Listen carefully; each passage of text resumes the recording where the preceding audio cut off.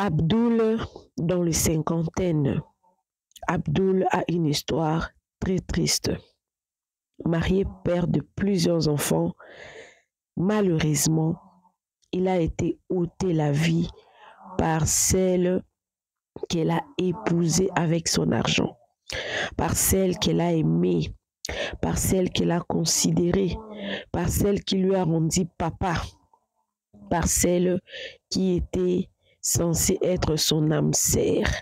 L'histoire est très triste. Cette histoire, ça se passe en République démocratique du Congo, donc dans mon pays, dans la province de Lubumbashi. Alors, je vous prie, les âmes sensibles, je vous prie de ne pas suivre la vidéo parce que l'histoire, elle est choquante. L'histoire est tragique. Peut-être que vous avez déjà écouté certaines histoires, mais une trahison qui vient de la personne qui était censée te protéger, t'aimer, te sécuriser, ça fait encore très mal. On se pose des questions. Par où on sera en sécurité? Si avec nos propres partenaires, on n'est plus en sécurité. Et ça ne se passe pas seulement chez les femmes ou les hommes. Chez les femmes qui tuent les hommes, et les hommes aussi tuent les femmes. Mais le cas ici, c'est la femme qui tue son homme. Pas par le fétiche, pas par les poisons. C'est une histoire très, très, très triste. Alors, appelez-moi Maman Réseau, appelez-moi Maman Buzz. Si tu es nouveau sur ma chaîne, en tout cas, n'hésite pas de t'abonner. Clique la cloche de notification. Aimez la vidéo, commentez la vidéo et surtout partagez la vidéo.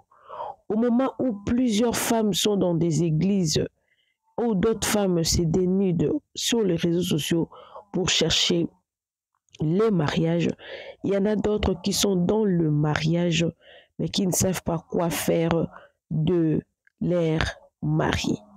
En réalité, on nous apprend, c'est-à-dire qu'une histoire, c'est apprendre avec beaucoup de réserve, mais quand ça vient de 2, 3, 4, plusieurs personnes, la personne qui m'a donné cette histoire, c'est en fait le voisin de Monsieur Abdoul.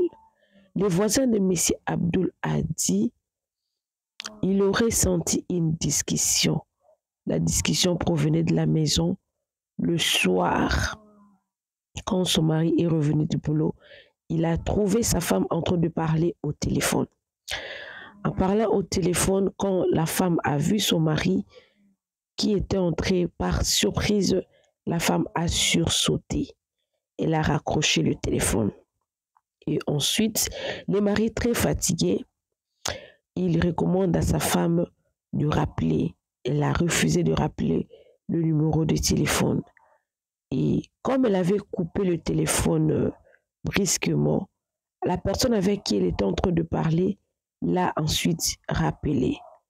Et son mari, après le téléphone, il a répondu. Il a écouté la voix d'une personne qu'il connaissait et qu'il connaissait très bien.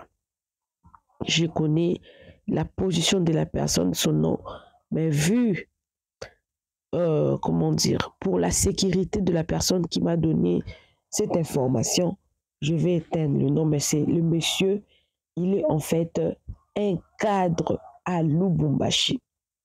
C'est un cadre qui fait la politique, c'est un politicien à Lubumbashi, un cadre qui était en fait le chef de cette dame. Son chef. Alors, le monsieur a posé la question, pourquoi est-ce que tu es en train de parler avec ma femme à cette heure? Parce qu'il faisait déjà très tard. Donc, il n'y a aucune conversation du travail qui pouvait se passer à ces heures-là. Le monsieur commençait à baver et le monsieur Abdoul a commencé à l'insulter par jalousie. Il était jaloux de sa femme.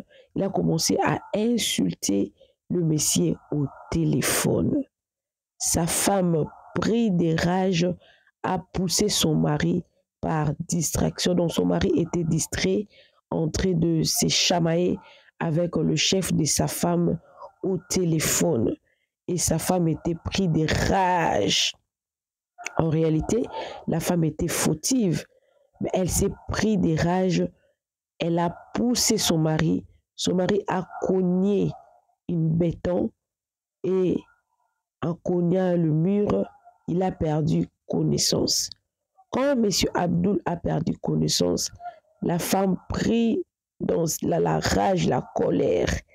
Elle a pris le couteau de la cuisine. Elle a coupé le sexe de son mari. Sous l'hémorragie, M. Abdul a rendu l'âme. Et la personne qui m'apprend, c'est me dit que toute cette scène s'est passée devant les enfants. Alors, au moment où je suis en train de vous parler comme ça, le corps de M. Abdul est à la morgue et la femme, on ne peut pas l'arrêter vu la position de cet homme avec qui elle est en train de parler au téléphone. Je vous rappelle que ce monsieur, c'est un haut cadre de Lubumbashi, un cadre. On m'a donné tous ces détails, mais je tais son nom. Donc, jusque-là, la femme n'est pas arrêtée. L'histoire ici, c'est la voisine qui m'a raconté cette histoire. Et c'est la femme actuellement, quand elle commettait son acte, elle était sous l'effet de la colère. Là, la colère est partie. Elle a perdu la tête. Elle est devenue folle.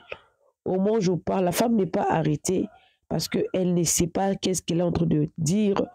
En parlant dans l'émotion, elle est en train de donner, elle est en train de dire la vérité. En réalité, ce qui se passe. Elle est traumatisée. Ses enfants sont traumatisés. La ville est tellement froide parce que le monsieur Abdul également était cadre qui aimait son pays, qui aimait son travail, qui aimait sa femme, qui est mort rien d'autre parce qu'il était seulement jaloux de sa femme. Il n'a pas voulu partager sa femme avec une autre personne. Voilà le résumé de M. Abdul. Alors, j'aimerais conseiller quelqu'un qui n'est plus amoureux de son homme ou de sa femme. Quand on n'est plus amoureux de son homme ou de sa femme, on quitte la personne. Vous ne pouvez jamais vivre avec une personne qui ne vous aime pas, mais qui est jaloux. Même notre Dieu qui est aux cieux, il est jaloux. Il dit, il précise dans ses commandements, tu ne serviras pas d'autre Dieu plutôt que moi. Dieu qui nous a créés dans les cieux est jaloux qu'on adore un autre Dieu à part lui, le Dieu puissant. Et l'homme, c'est l'homme qui aime la femme, c'est l'homme qui prend la femme. Il y a un adage qui dit toujours que c'est l'homme qui sait exactement la femme qu'il va épouser. C'est-à-dire que l'homme connaissait sa femme et c'était sa femme qu'il avait choisie pour rester avec toute la vie. Et le monsieur Abdul, il avait raison de se fâcher contre sa femme. Il avait raison d'être jaloux de sa femme. En fait, c'est droit. Mais la question qu'on se les pose, plusieurs personnes se sont posées des questions. Pourquoi sa femme lui trompait-il et pourquoi la femme a préféré la tuer plutôt que son mari à cause d'un amant? La première question est que, est-ce qu'elle avait peur que son mari puisse la répudier? Elle avait peur que son infidélité soit mise à nu parce que les messieurs, c'est son mari qui l'avait attrapé. Bien qu'elle trompait son mari, elle le faisait par quoi? Par vengeance? Est-ce que M. Abdul était également infidèle et que sa femme a voulu se venger tout en être infidèle aussi? Ce sont toutes ces questions qu'on se pose. Est-ce que la femme a été harcelée dans son travail vu que le monsieur, c'était son chef? Est-ce que la femme a été harcelée pour dire que si je ne sors pas avec toi, tu ne vas plus travailler? En regardant M. Abdul, se voit qu'il est un homme responsable. C'est aussi un cadre. On se pose beaucoup de questions. Pourquoi sa femme a fait ça? Si on n'aime pas son homme, on quitte foyer, on ne tue pas.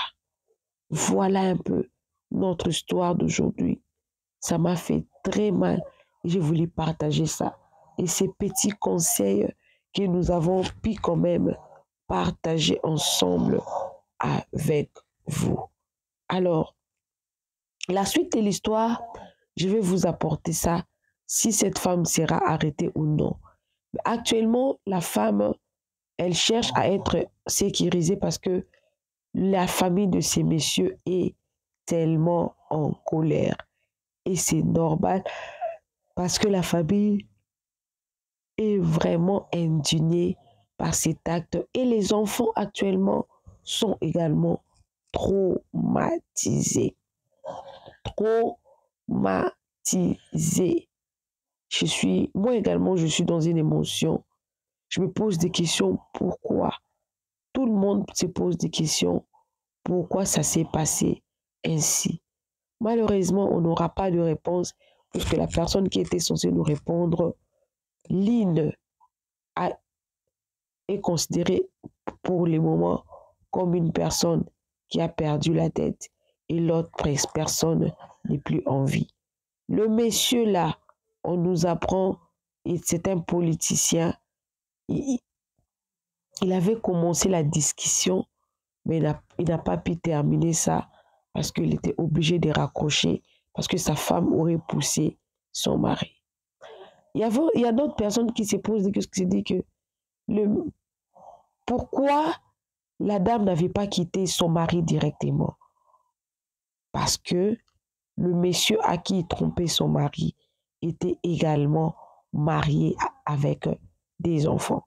Donc, une mariée et un marié qui trompent leur partenaire en vivant ensemble, qui travaillent également ensemble parce que le monsieur, c'est un chef direct de cette dame. Une histoire très triste. Actuellement, de plus en plus, on assiste à ce genre d'histoire. De plus en plus. La fois dernière, j'avais suivi sur TikTok, un homme est venu attraper sa femme avec un autre homme. Il les a obligés de continuer leur acte. Il a obligé le monsieur avec qui la femme lui trompait de continuer leur acte devant lui. Et lui, il était en train de filmer. De plus en plus, les femmes deviennent infidèles plutôt que de quitter mari, avoir peur de la société pour dire que cette femme, elle est divorcée. Peu importe ce que l'homme est en train de faire, ces femmes préfèrent de rester et de tricher au lieu de quitter foyer et de sauver sa vie personnellement ou de sauver la vie de son conjoint. Une perte pour la République démocratique du Congo parce que le monsieur, il était gentil. Il avait une famille et il a laissé plusieurs orphelins. Appelez-moi Maman Réseau, appelez-moi Maman Buzz. Si tu veux avoir d'autres histoires ici chez Réseaux Sociaux Buzz, en tout cas, n'hésitez surtout pas de vous abonner. Abonnez-vous chez Réseaux Sociaux Buzz, cliquez la cloche de notification, aimez la vidéo, commentez et surtout partagez la vidéo. On se retrouve prochainement dans une nouvelle vidéo. Que Dieu vous bénisse. Bisous, bisous. Bye.